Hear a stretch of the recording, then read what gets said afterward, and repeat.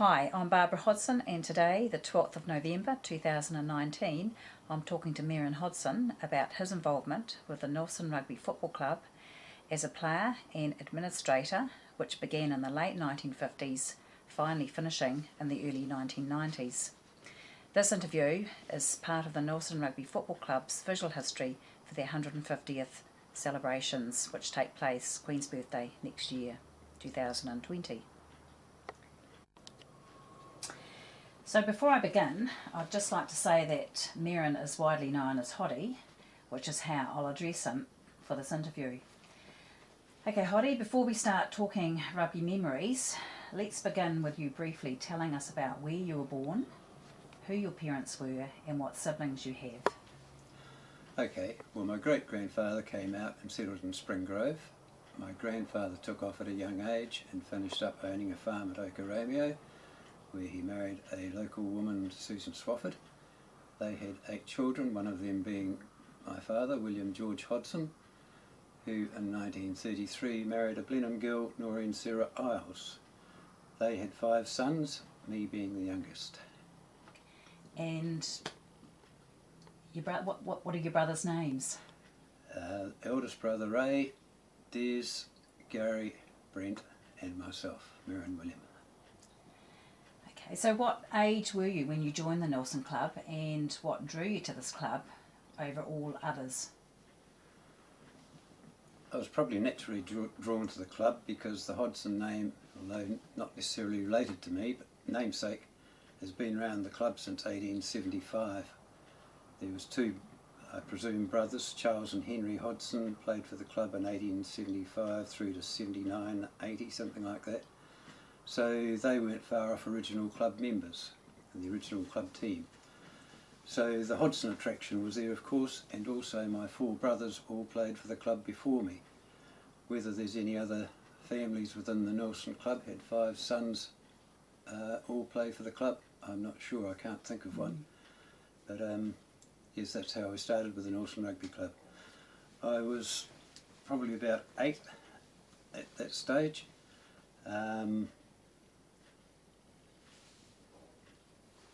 Yeah, I guess I was about 8 when I first joined up with the club. Okay, so you were 10 years old when you first played competition rugby, which was in the 8th grade in 1957. I'd love to hear a little about your coach that year and what players you can remember or stood out then or in later years. Okay, the first coach when I joined when I was probably 8 was not proper rugby as such. It was sort of across the field between the goal line and the 25-metre line, more touch than actual rugby. And the first coach I ever had was Charles Williams. But 57 was my first year of proper rugby in 8th grade, and the well-known Charlie Carman was the coach. Charlie became a great mentor of mine over the years. He took me and quite a few of that 8th grade rugby team through to Wakatu Cricket Club and tutored us through those years as well. So in that Wakatu Cricket Club there was a lot of Nelson rugby players involved. Guys I'll mention later on in this article, guys like Carl Lynn, Graham Darlington, Alan Ashby, Jimmy Black. There's a whole lot of those guys already there, so it was leaving one clubhouse, Trafalgar Park, going to another one at Victory Square. So I know you eventually specialised at playing first 5 and on occasion at fullback and became one of the main kickers, but what position did you play in those early days, and at what age did you really concentrate on your kicking game? So during that time, do you have any stories about some of the players in that team that really impressed you? At that age, we didn't know much about who was a good rugby player, who was average, who was bad. We were all just learners, but a player that did impress me or impress the world in later years was a guy who played for us in those lower grades, Peter J. Lamb. He went on to become one of the world's leading meteorologists. We understand he was an advisor to the Obama administration there at some stage, and I won't read out all his honours and things here, but his publications, honours, recognitions, there's all sorts of things. If anyone's really interested in looking it up, they can just Google Peter J. Lamb, meteorologist, and there's a list of things there. But to me, I think he would be the most, the highest achiever ever to have played rugby for our club. Mm. Unfortunately, Peter passed away 28th of May 2014, aged 67. Mm. I know you eventually specialised at playing first five and on occasion at fullback and became one of the main kickers, but what position did you play in those early days, and at what age did you really concentrate on your kicking game? I did start playing fullback in 8th grade, and I'm not sure when I changed over to first five, but we did have a couple of guys at first five in those days, Chris Morris and Tommy McDonald and a few other guys that were set in that position. But I guess it's later on when they may have played for college or drifted away out of town or something that I moved into first five, but I remained pretty much there all the way through. Although having said that, when I got to senior grade I did play at least a game or part game in every position except right wing. Okay. So talk us through how a typical Saturday unfolded for you during your schoolboy years of playing rugby. That's a good one. Typical weekend for me. Friday night was a matter of cleaning boots and threading new laces. That went without saying. Had to have sparkling boots. Saturday morning was our game of rugby. Good old days. There's only a few families really carted us kids around. The Morrises, the Gorries, Gorrie plasterers, they come along with their old truck and stuck a few kids on the back. Harley's Brewery's truck used to come and pick some of us up. Morris's always had a car full of kids. So there was a few families that really looked after us. So Saturday morning was our game of rugby. Saturday, after rugby, home, have a bath, no showers in those days, get changed and off to Trafalgar Park and watch my brother Deers play. And through watching him, I became acquainted with so many of those club members that I will speak about further on in this interview. So it was watching rugby at Trafalgar Park. There was usually two games in those days, 1:15 and 3 o'clock. So when that finished, it would be off to the 5 o'clock movies. Then from 5 o'clock movies, if it was a weekend where we knew a rep team was going to be announced, we would rush from there up to 2XN and listen to the 7 o'clock sports session. Alan Patterson and Johnny Shear would be there then, preparing for the Saturday night request. And after they got to know a couple of us guys, as soon as we walked in the studio, they would give us a thumbs up or down as to whether we'd made the team. And how often did that happen? Quite often? Well, I think from memory, I think I did make a rep team in every position, every grade I played. So you were 14 years old when your older brother Deers passed away at the age of 26 in 1961, which is a tough age for any youngster to lose a sibling. And for those who are unaware, Merrin Hodgson was a popular club player who captained most of his teams up through the grades. So Hoddy, do you mind talking us through the last 3 months of his life and the impact and loss for you of his passing? I can't really speak of the last 3 months because at that age I wasn't really aware of what was going on, but Deers did pass away of leukemia 18th of December 1961, 2 weeks into his 26th year. I was pretty devastated because he was my idol really. He was my link to the Nelson Rugby Club. As I say, a lot of the people I've met and associated with over the years was through watching that rugby in the early days. They were they were the stars on the field, and later on, after Deers had passed, I got to know them personally off the field and became good friends with quite a few of them.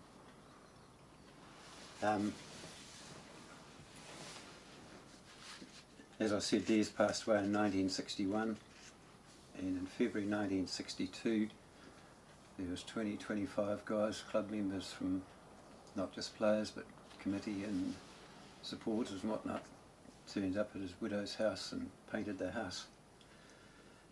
Among that crew there was quite a few well-known names. Among them was Noel Barton and Don Fowler. They both become godparents to two of our children in later years. Good friend Carl Tillin, who I'll talk about later. Who would have known that guy right in the middle of that, the picture that is available here was Alan Bryden, who 14 years later was to become my father-in-law. And another sad part for me, when I looked through that photo, was these four guys there in that photo in 1961, who I also finished up playing senior rugby with. Mike Cotton, Tommy Sharland, Daryl Bowater, and I think Murray Nelson. Also in those days with Des, he had a girlfriend, Pat Hockey, in those days, who was a relative of Trevor and Keith Wright, who were both strong members of the rugby club back in the late 40s, early 50s, both as players and administrators. And my brother and Brett and I must have hit it off pretty well with them, because they finished up naming one of their sons after us. I later met up with Trevor and Keith again in later years. They were both involved in coaching rec basketball, which I played quite a bit of, and was in rec teams under both of them at some stage. I did just mention one of the people in that working there at Des's house, Carl Tillin.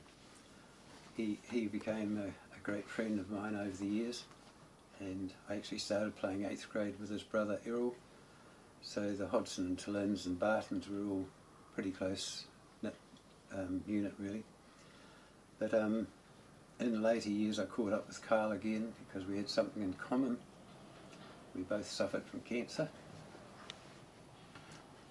and during one of my discussions with Carl in those later years, I was honoured with a presentation of a book, one of his books that he had written, and I was very, very honoured to be given that.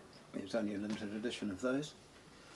And also I was most honoured and privileged when Barbara and I got a call from a family member at the hospital saying, would Barbara and I like to come up and say our farewells to Carl. It was just a day or so before his passing. He was a great loss, a great guy.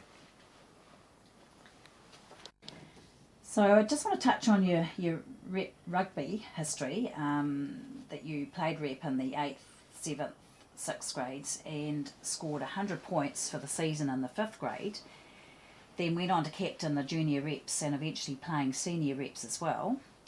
But getting back to club rugby, your first game for the senior team was in 1965 as a fill-in, but it wasn't until 1967 that you had your first full year as a senior player, with the team winning the senior championship title with Noel Barton as coach. So tell us a little about Noel as a coach and the players that impressed or inspired you. Okay, I played senior rugby basically for 10 years, and Bart was the coach for 9 of those years. In 1973 Ivan Guy took us, simply because Bart had taken over the rec team that particular year. Out of those 10 years we were in the top 4 every year except that 1973. Bart was a pretty hard sort of coach, you know. He was pretty hard-nosed, hard-nailed, but very fair. And of course in those days our training procedures were nothing special, because we didn't have facilities, you know, gymnasiums and that sort of thing, so it was a bit of a hard slog around the fields. If you played badly on the Saturday, you knew Tuesday night training was going to be pretty tough. But other than that, as far as Bart and I mentioned before my future father-in-law Alan Bryden, we became pretty close little unit in that senior squad, and we thought we'd functioned pretty well. But Bart and I, when we come home from a bus trip to Murchison or Tark or somewhere, it'd be Bart and I left there to clean out the bus, everyone else had taken off. Bart used to run oyster raffles at the Panama Hotel. He used to get, I think it was 4 or 5 dozen tins sent up from Invercargill, direct flight from Invercargill. And I had to get to the airport before 4 o'clock on a Friday to pick them up, otherwise they'd go missing. But no, there's just little things Bart and I used to do a hell of a lot together, not just for the club but also for the senior team, and we thought we had it ticking pretty good. So it was quite a bad day in '77 when he was replaced as senior coach. So the players that you played with in those early years in the senior team, who did you look up to? There's a lot of club players who were very good players, and it was always a pleasure to play with them, but some of the outstanding ones in my eyes would have been Calvin Cochrane, number 1 probably. Unfortunately didn't play as much rugby with him as I would have liked, because I think he broke a leg and pretty much ruined his career with his future. Funny enough, these 3 top guys I'm going to mention are all flankers. So Calvin Cochrane, Brian Phillips and Gary Exeter. They were all very good flankers. In the backs, me at first 5, I loved old Johnny Bowers playing at second 5 outside me. And the guy on a good day was brilliant to watch, that was Dave Teague. So, and tight forwards, locking pair, Russell Dixon and Gary Organ. They would have been my favourite locking combination. Yeah. So did you have a pre-match routine before a senior game? What did you, how did you kind of psych yourself up or settle yourself down? I did. I had a preferred routine which wasn't always available, but some guys like the enjoyment of the comfort of the changing rooms where they can sit there and sniff in liniment and make their bloody eyes water before they go on the field. But I preferred to get outside if I could and get the feel of the conditions, particularly if we're not playing at Trafalgar Park or a ground that I knew well. If we're playing in Mott or Tark or somewhere like that, I like to get out there and see where the sun was, which way the wind's blowing, whether the ground's muddy or dry, or just get the feel of the whole conditions. And I think that had to be an advantage, particularly for a 5'8", when you take the field. Absolutely, yeah. So when you look back on your style of play as a first 5, would you change anything? Would you change your style of play if you were playing today? I used to get a fair bit of muck thrown at me for kicking the ball too often. I guess that probably started from the early days watching, as I said, when my brother Des was playing senior rugby.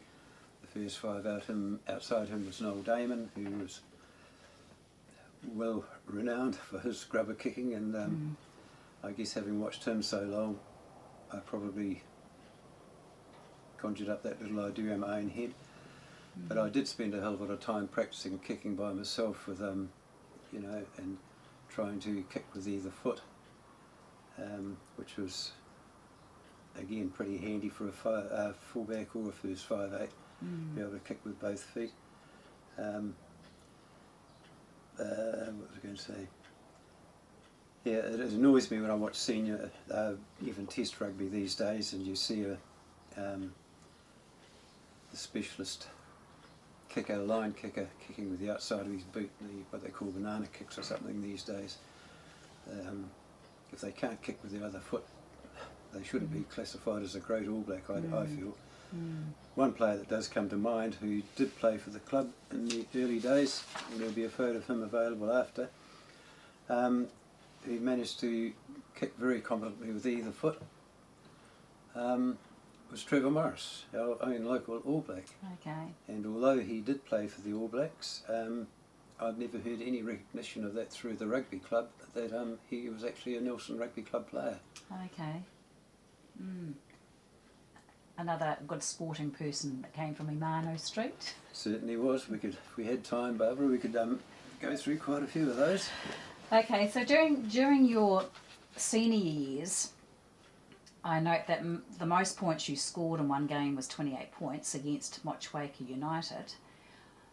For you, which club was your toughest opposition during the 70s, once the competition had changed from the Nelson Union to the Nelson Bays Championship?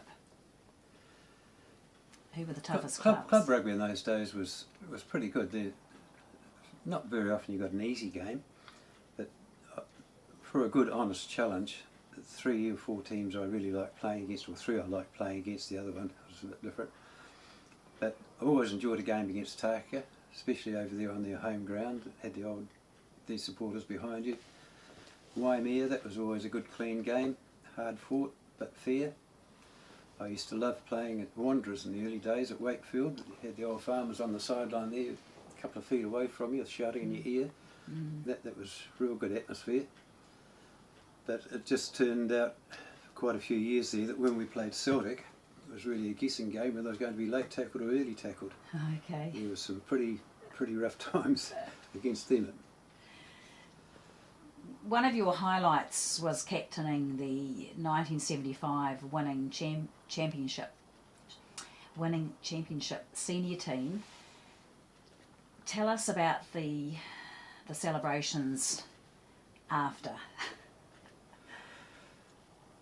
For club rugby, the ambition, or the hopes of the club and the executive and everything is for the senior team to win the senior competition. Well, 1975 we did that, and everyone was quite happy, of course. But after the game there was the old couple of official speeches, congratulations here and there and whatnot, and then 6 o'clock-ish the old crowd starts to thin out a bit, and it was time for the boys to start their own celebrations, have a few drinks. But at 7 o'clock the president, Fred McCormick at the time, decided at 7 o'clock close the bar. He didn't want the boys getting inebriated and wrecking the club rooms. That wouldn't have happened. That would never have happened under Noel Barton, because old Bart just had the discipline. That just wouldn't have happened. But so after that there was no plan B, nothing else organised, so the team just dispersed to all parts of town. And Barbara and myself, I think we might have finished up with Panama or something, probably with Bridie and Bart, and we got home at 11 o'clock-ish, I suppose, and drove up the drive into the basement, and there's about 20 guys sitting around a fire. They'd lit in our basement. Obviously there's no fireplace in the basement. They were trying to keep warm, waiting for the party to happen. Yeah, so after we got home the party did start. Yeah. I remember it well.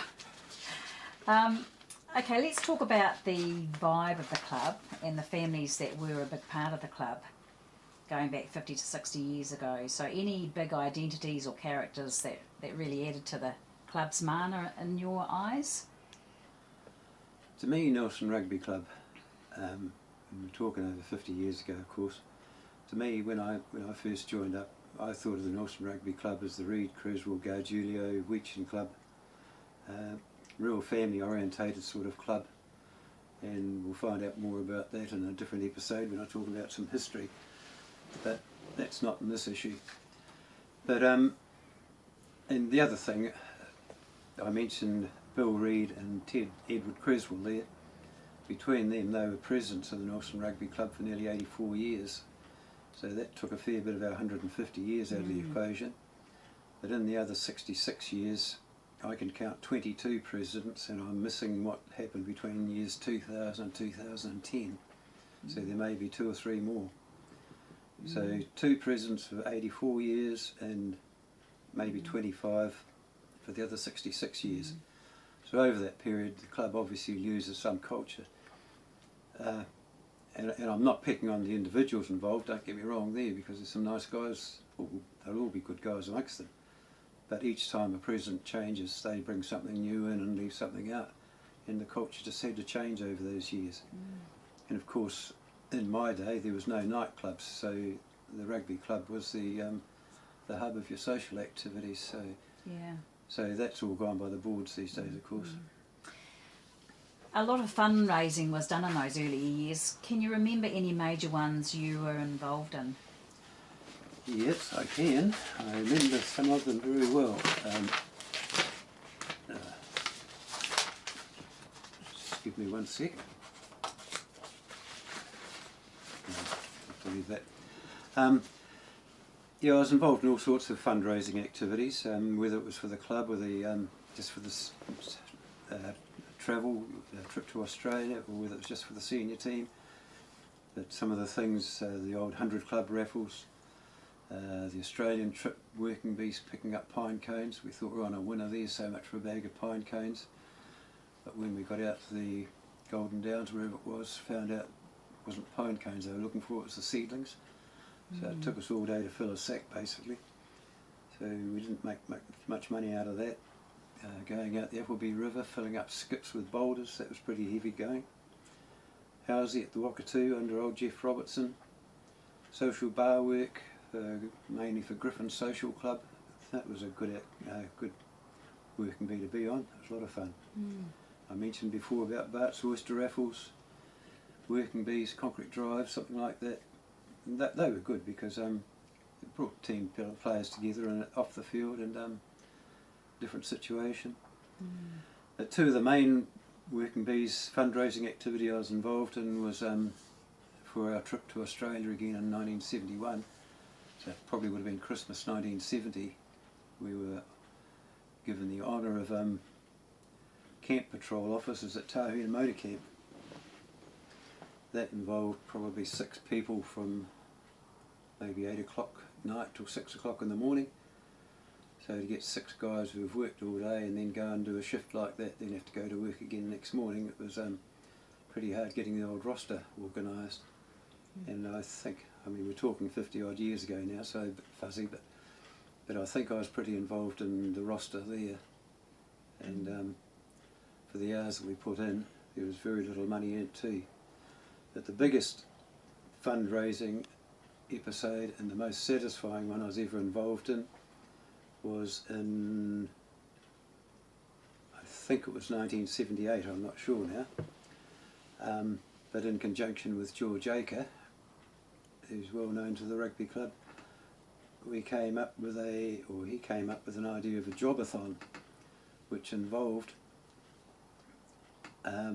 aiding the elderly and or disabled citizens of Nelson. So we advertised any elderly people around the place that wanted the odd job done, whether it be cleaning out a gutter, trimming a hedge, painting a litter box or something, painting a fence, any minor job like that they couldn't do themselves, we would get a couple of guys around. So it was a hell of a job organising groups from within the club and then fitting them into the category of what job was available. But what was so satisfying, apart from helping the citizens of Nelson, was that this was available for all members of the club, whether it was an 8-year-old or an 80-year-old. If they could do something to help, they were included in the working bee. So that was a great opportunity for me, like a kid, working alongside a senior player. Yeah. So that was a very satisfying episode. Hoddy, you finished playing rugby by the late 1970s, but what other roles did you engage in before and after playing, and for how long? Right, we're going back a few years here, and I haven't been able to access all the information I would have liked to answer this question, but going from what I have been able to establish and what I can remember, I think I joined the committee in 1971 and was on the committee for quite a few years in a row, then had a break, and then I was on again 88 through to 91, I think. So intermittently between 72 and 91 as a committee member. During that time I was Assistant Secretary in 1979, I see from some old minutes. I was on a 125 year Finance Committee in 1991 through until I resigned towards the end of that season. I was Junior Vice President in 1972. I was unofficial bar assistant, or bar manager assistant for a few years there when my father-in-law Alan Bryden was the bar manager. I think that was 76, 77, something like that. Assistant senior coach, 1988. a welfare officer for several years, probably 74, 77, something like that, and I was highly recommended by Fred McCormick. And why I was successful at that was because, as I've said all through this interview, I've known so many of the people involved in the club in those days and prior to those days, so that job suited me down to the ground. And then publicity, probably the biggest success there was starting a newsletter, which I think was probably about 1973. It was just a one-page letter, and then I think Campbell Ching and Jeff Robertson came on board in 1975, and we probably increased it to 2 or 3 pages. And then in 1976, Mike Monaghan, Jeff Robertson and myself were involved composing those newsletters. The early ones, Jock Ray was our sponsor. He paid for the bit of paper we used and the postage, because we used to post them out to members. So what was it called? At that stage it was just a newsletter, but I'm picking it was the precursor to what is now the Blues News. Because going from that one-page one, we went to 3 or 4 pages, and I remember probably Mike Monaghan, Jeff Robertson and myself going to the club rooms and folding and stapling and then putting them into the envelopes. But I used to type the newsletters up on an old, what do you call those? Gestetners, yeah. Yeah, the company I worked for had gone up market onto a photocopying machine, and they had this Gestetner to spare they were going to throw out. So I grabbed it, and that's how that newsletter started. As I say, I think it was probably the precursor of what is now the Blues News. So finally, a slight deviation from your playing and administrative days with the club. Tell us about this voluntary job you're doing and the history around the club that's being revealed. The voluntary work I've undertaken in recent times, along with our cameraman here today, Brian MacIntrye, restoring and upgrading headstones and things down at the old Walk Cemetery. And I've come across some interesting facts there, but before I go on to that one particular person I want to talk about, I'll just go back to these 2 Hodgsons that were in the club in the early days. Charles Hodgson played 1878 and 1879. He was a Nelson rep in 1876. I have a photo here of that team, I think, which may be available further on after this interview. He played for the first 15 at college and also the first 11 at college. Henry Hodgson, I presume they were brothers, but I haven't been able to establish that properly. But he played for the club in 1875, 76, 78, 79, Nelson rep 1876, and I think club secretary in 1877 at least. Both of those guys died in Australia in later years. But the one I really wanted to talk about was a guy who was one of our club's leading administrators for many years. I mentioned him earlier before when talking about presidents, and that was Edward Silver Creswell. Now that appealed to me because the Creswell name was very strong on my mother's side of the family, the old genealogy department, and I was hoping I might be able to find a connection, but it doesn't look like it. But he was a player and administrator from 1887 to 1893, and he was president of the club for approximately 28 years. He was a first-class referee. He was president, vice president of the Nelson Bowling Club, and he also attended Nelson College in 1884 and 1885. He married a lady, Kate Reeves, and had 3 daughters, Eileen, Kathleen and Bessie. Now, at the cemetery we've found where his plot is, but there's no headstone, no markings whatsoever. So at some stage in the near future, I hope to try and check out, or try and track down some of his descendants and see if we can do a bit of fundraising or something to get some sort of plaque put up where that should be. But the cemetery records show that he should be there along with his wife and also a grandson. And when we get round to discussing family history of the rugby club again later, there's a very strong connection between that grandson and the rugby club and the Creswells, so that's for a future date. So I look forward to doing that, and I'm sure we'll come up with some interesting stuff, because as I've said early in the piece, when I joined the club it was a very family orientated club, and if we go to the Bartons and Guys, the Bartons and Tillins, Guys, Delaney's, Nelson's, Fowlers, there's a whole lot of people there that were family orientated in those early days, and that's the club I belong to. But just one last thing before we finish this interview is a very old friend of mine who was well known to the rugby club, Ray Pawson. He's in Australia, has been for many years. He's wheelchair bound these days, but he thinks of rugby and the Nelson Rugby Club every day and phones me 2 or 3 times a week, pretty much. I have a photo of him here on his 70th birthday.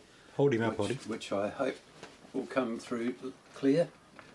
But for those of you who know Ray, he's very proud of that photo, and he wants to emphasise that he's got a bottle of Stoke beer. Stoke beer. So though he's gone, he's not forgotten. He absolutely loves his rugby. So on that note, we'll conclude the interview, and thank you very much. I know it's been quite emotional for you at times, but that's fine. There are still a couple of bits there that I have trouble with. Yeah, but that's fine. So it's just... Okay, thank you very much, and thank you to Brian. Yeah. He's a jolly good sort. Yeah, jolly good sort. Cheers, mate. Picture on film here now is Bill Marshall, one of Dez's mates from back in the old days, and Bill Marshall remained a very good friend of mine right through until his death, when I was honoured to be asked to be a pallbearer for him. His daughter April Marshall is the only lady president the Nelson Rugby Club has had in their 150 years. The chap on the right, my brother Dez, he's the one that died in 1961. Yeah. I mentioned in earlier dispatches that my 4 other brothers all played rugby for the Nelson Rugby Club, but there was one I wasn't too sure about, and through a bit of inquiring and whatnot, I had this photo sent to me, which was sent by Trevor Morris, and completely unbeknown to me, he was in the team that my brother was in, and this photo here shows 2 G. Hodgsons, Graham Hodgson, who was a cousin, and the other G. Hodgson, Gary Hodgson, my brother, is actually absent at the time of this photo, but he would be showing off a bit if he knew that he played with Trevor Morris, who became an All Black. Yep. This photo here comes from the New Zealand Rugby Museum and shows the Nelson Rep Team 1879, and the 2 fellows, 2nd and 3rd in the back row, 2nd and 3rd from the left in the back row, they are the 2 Hodgsons, Charles and Henry. I also mentioned previously about a very high achiever who played rugby for our Nelson Rugby Club in the early days when I was a kid and he was a kid, was Dr. Peter J. Lamb. Very successful career. The picture there of the group that turned up in February 1962 to paint my late brother's house for his widow, and lots of people in that photo were well known to me from watching them play rugby as a kid, and it was one hell of a thrill for me that day to actually meet those people in person. As I said before, the guy in the middle with the open neck shirt 14 years later was to become my father-in-law. During the interview I was asked about fundraising activities I was involved in, and I mentioned the community jobathon. Well, here's the article that appeared in the Nelson newspaper in 1978, telling us what we're about, and the opportunity for people to forward a donation to us. A very successful day.